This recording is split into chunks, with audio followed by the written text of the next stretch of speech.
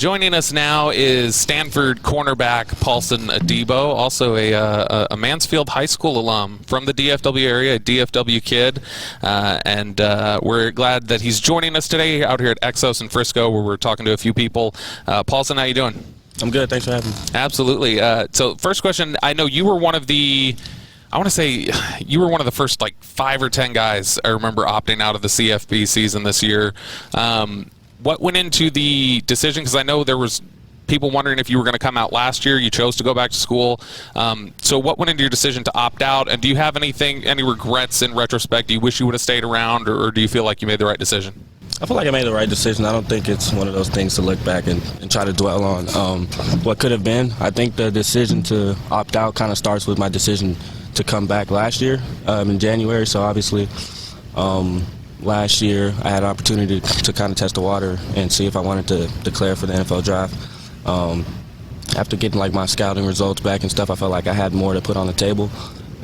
So that was kind of the main reason for coming back, to get an opportunity to up my draft stock, but also to compete one more time with my teammates and try to play for championship.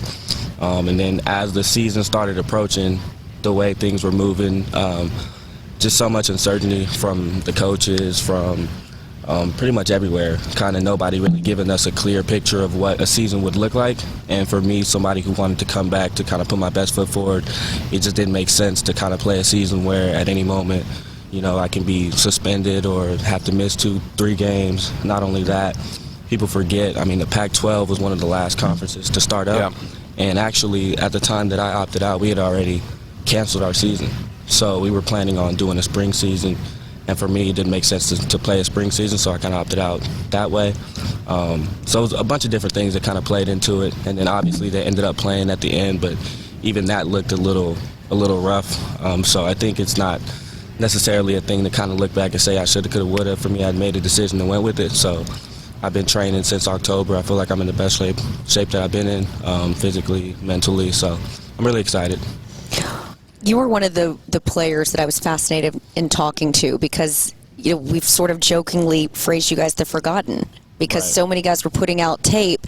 You were one of the guys that was out here grinding day in and day out, and as you illustrate it to me, I can see how it would make more sense to sort of approach this the way a minor league baseball player would, or preparing as if you're going to get the call up. What does your day look like starting in October? What does your weeks look like, and how have you stayed focused and locked in as you watch teammates, guys that you knew growing up, actually playing on Saturdays? Right, it was definitely really weird watching football and not being out there. It was probably the first time not playing a football season since like 7th grade or something. So definitely weird, but I think coming here to Exos in Dallas, working with Brent, the whole staff, they kind of just really did a good job of like helping me stay prepared and helping me stay focused. So basically since October, maybe like 21st or something, when I first got here, pretty much Monday through Friday, we'd lift 3 times a week, run 2 times a week, and then I'd come here. Now the schedule has kind of changed because we added some more players, but earlier I'd come in at 1, or I'd come in at 11, do physical therapy, go back, maybe take a nap, come back at 1, run, then lift, go back, do whatever I wanted to do. Usually I end up watching film or watching sometimes my team, what they're doing, but also just watching other players in general and just catching up on college football, watching league film, stuff like that. Recently, as we've added more players, the day has kind of changed, but the same kind of philosophy, Monday through Friday, actually Monday through Saturday. So 8 a.m., I do speed work, and then go back home, come back at around 11:30, do position work, go back home, come back at like 1, lift. So it's kind of a field day, but breaks in between, so it allows me to eat and recover in between. They feed us breakfast, lunch, and dinner, so it's really a good setup. It feels sort of like he's already in OTAs training camp mode, which I would imagine is hard for college guys to make that transition.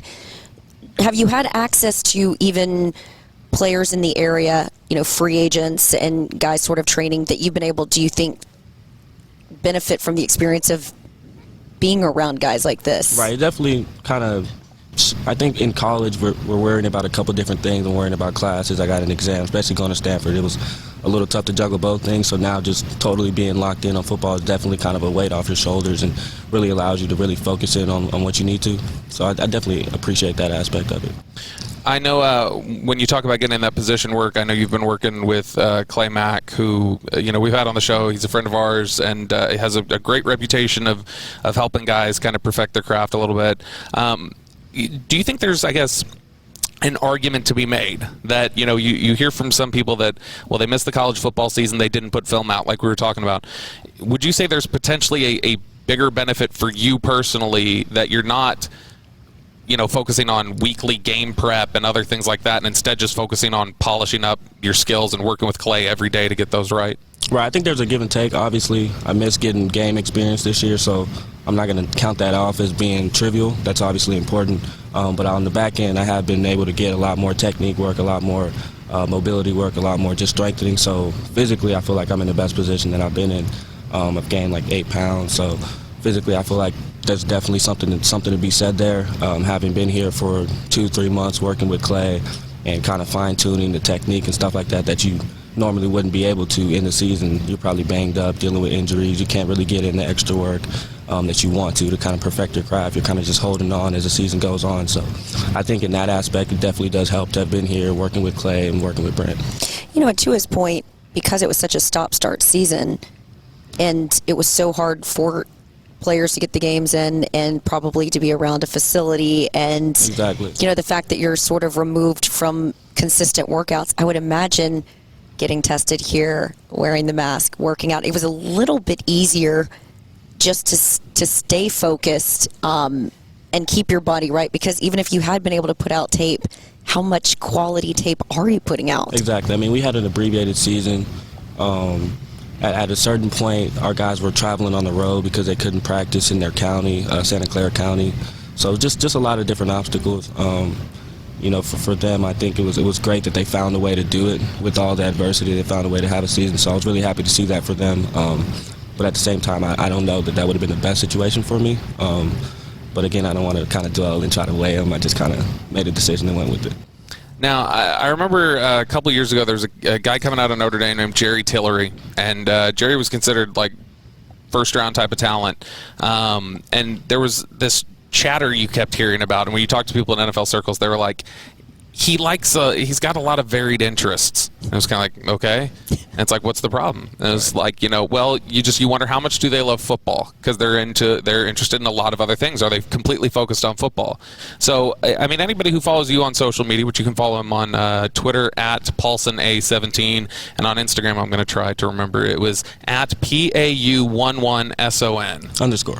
You were close. Damn it. Yeah, okay. But anybody who follows you sees you've got a lot of varied interests, including football. Do you think that's anything that you will have to talk about with teams or answer? Is that like, look, I'm going to need to sell you guys, I guess, on my love of football, or do you think that's unquestioned by teams at this point? I think it should be unquestioned, but if that's something that, if they have questions or whatever, like, I'm more than happy to answer them. I don't think that there's any. This guy's been here every day, 5 days a week, 6 days a week. He's crushing it. You are going to get that question, though. Yeah, for sure. I think that, especially in 2020, I mean, there's just so much going on, right? And I'm working out and I'm seeing a bunch of different things going on, whether it's social justice, whether it's COVID-19, where it's a lot of different things that people really don't have the answers to. And for me, it just kind of felt disingenuous to kind of just sit back and not say anything. And I think that for athletes, there's a level of humility that we need to approach things with that says, I don't have the answers. It's not like I'm sitting up here telling you that, like, I'm the end-all, be-all, and I'm the expert on this. Like, not at all. Like, I think something's going on. I don't really know. But I think it's super interesting, and I feel like, especially in today's climate, it's important to kind of have that kind of conversation. But don't get it twisted. Like, I love ball. Like, that's what I want to do. Well, and I know that is a popular question from NFL scouts, and it sounds like a basic one, but they like it because it fleshes things out a little bit, which is, and I'll ask it to you here, is why do you love football? Why do you love the game? Right. I mean, for me personally, that's what I've been doing my whole life. Right. I remember I grew up in like an apartment complex, so what that kind of did for me was like being able to interact with a lot of different kids, as opposed to like living in a neighborhood where it's like you have 2 neighbors and that's who you hang out with. So I saw a lot of different people come in, and the common thing for us was football. So people from all different backgrounds. One of my best friends, I still know him from kindergarten. We still live in the same apartment complex, and we would just play football every day. So just having that to kind of draw me into things from an early age. I've just kept that all the way. And obviously my brothers played football and basketball, and I pretty much played everything growing up. So football was kind of mostly the main sport for me growing up, but I just love playing sports and being competitive, to be honest. I love that you have a voice, because I think what we saw from the NFL, something that I hadn't seen covering this league for, the last 6 years with just the NFL Network, doing it for years before that, was the NFL is allowing you the latitude to do that. So when you look at guys like Malcolm Jenkins and Richard Sherman, is that one of your pushbacks, that you can love football and have varied interest? And for sure, I don't think I try to emulate what people are doing, to be honest. I don't think that I'm very much I don't necessarily like the spotlight on me, to be honest.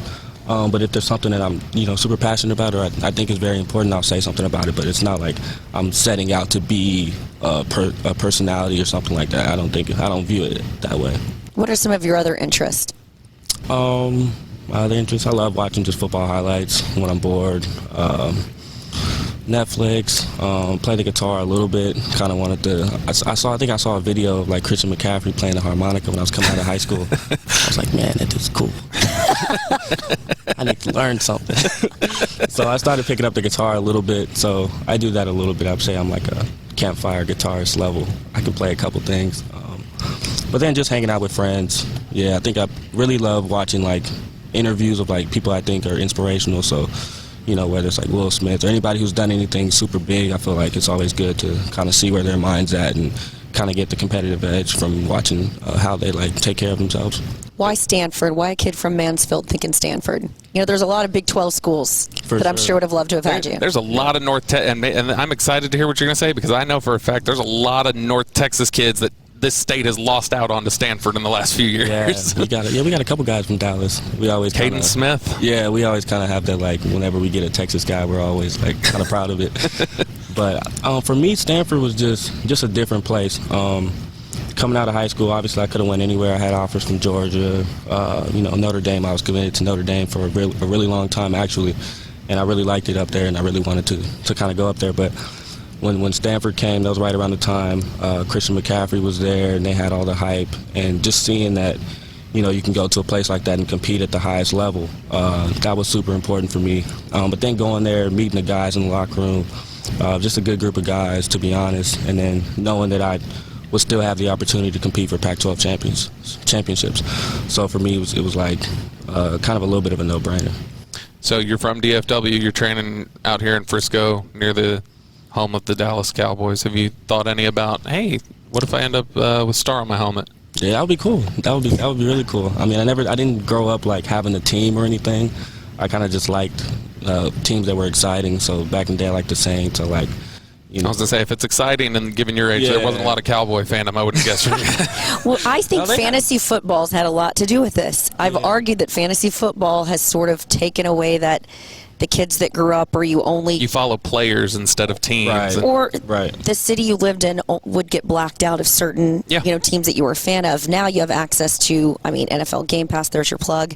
Obviously, fantasy football. So I think you follow players, right? Yeah, exactly. I think just any team that was exciting for me, I kind of followed growing up. So I never had a specific team, but it would be cool to play at home for sure. What type of locker room culture would make sense for you?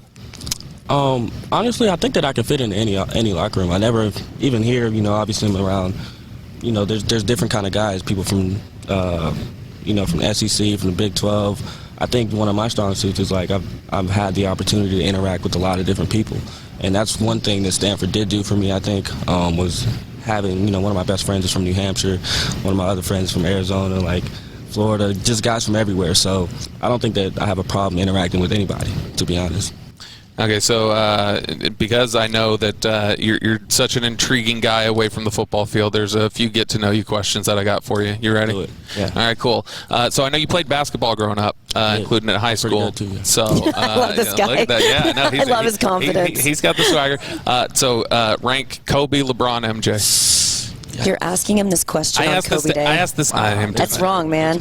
I asked this to everybody. This is Kobe Day. LeBron, MJ. You can't ask this question today. I'm not gonna lie, they're all great. They're all in their own kind of little league. They're easily the top three all time, I think. But personally, I didn't really watch MJ, so I can only speak from what other people say. He was amazing and all that thing. So I don't think I'm really qualified to answer the question. Okay, Kobe, LeBron.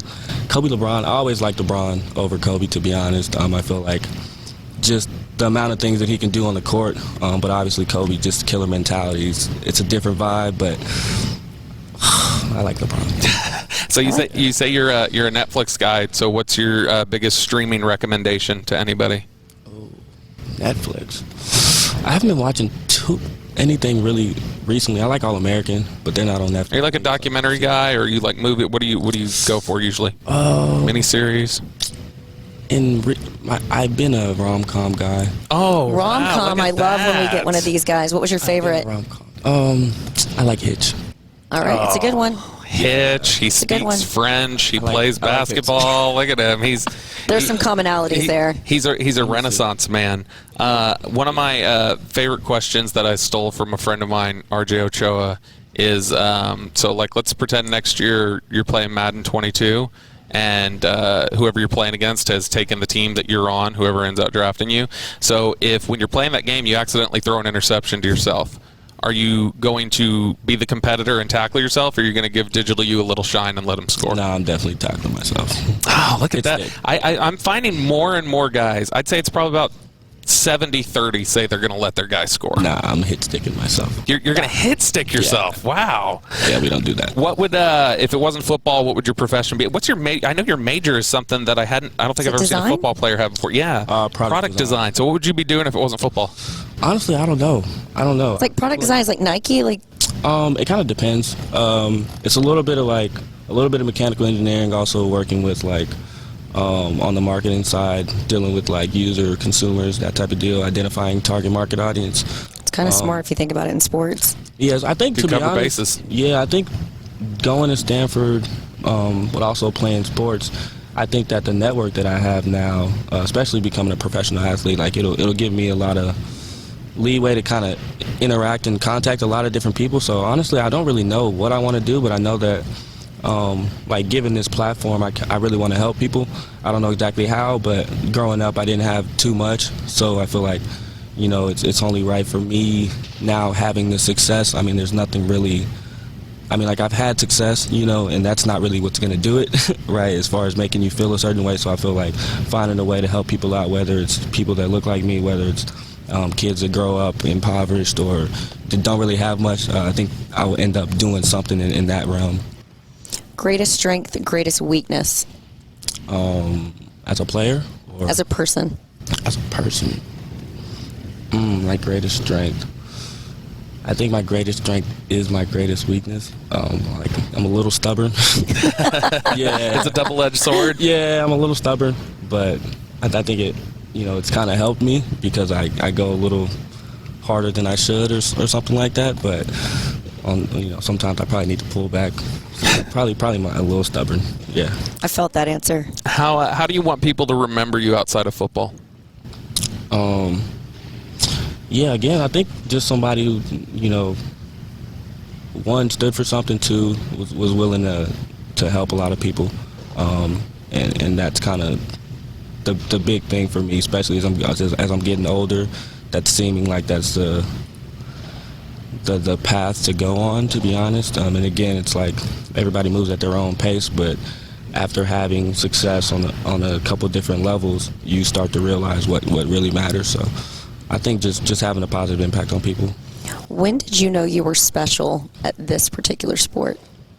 Let me see. I think I had a couple moments. I think in high school, like my sophomore year, played against South Lake Carroll, Cowboy Stadium. First game playing cornerback, went off, had a pick, had a touchdown. I was like, Feel good in that building, huh? Yeah, well, I always felt like I was super good. Like my brothers would tell you, like I always grew up talking trash to them. Like I'm gonna be a freshman on varsity. I'm gonna be #1 corner in the nation. I'm gonna be. So I always had that kind of mentality of just overachieving. But obviously, as it starts getting closer and you kind of start knocking down those milestones, you get your first offer, you get the third offer, the 10th offer, and then you kind of start to see it. All your dreams kind of realize themselves. I definitely had a sense of like, yeah, I can really do some damage. You're stubborn and you know you're good. Are you coachable? Of course, yeah. I think I'm stubborn with myself, but when it comes to, coaching, I'm definitely willing to accept coaching, especially, I never had any problems with my DB coach, my head coach, or anything like that. So I think there's a balance between being stubborn and kind of wanting to do things your own way, and also understanding that it's a team sport and, you have to buy in, completely buy in and do what's best for the team as well. Favorite coach and why? Coach Keno is my favorite coach. Why? Yeah, because he doesn't baby you. Like, he'll give it to you how it is. I had a couple games where I just wasn't performing at the level that I'm supposed to, and, he's all in my grill, like, giving it to me. And a lot of coaches, especially now with where we are, today's environment is a little softer. So to have that kind of like gritty, hard-nosed kind of approach, that was really appreciated by me. Paulson Adebo is a cornerback from Stanford, a local kid, and somebody who realistically, with as thin as the Cowboys are, cornerback could end up with a star on his helmet. And Paulson, we appreciate you, man. I think you're going to do very well. Thanks so much. Thanks for having me.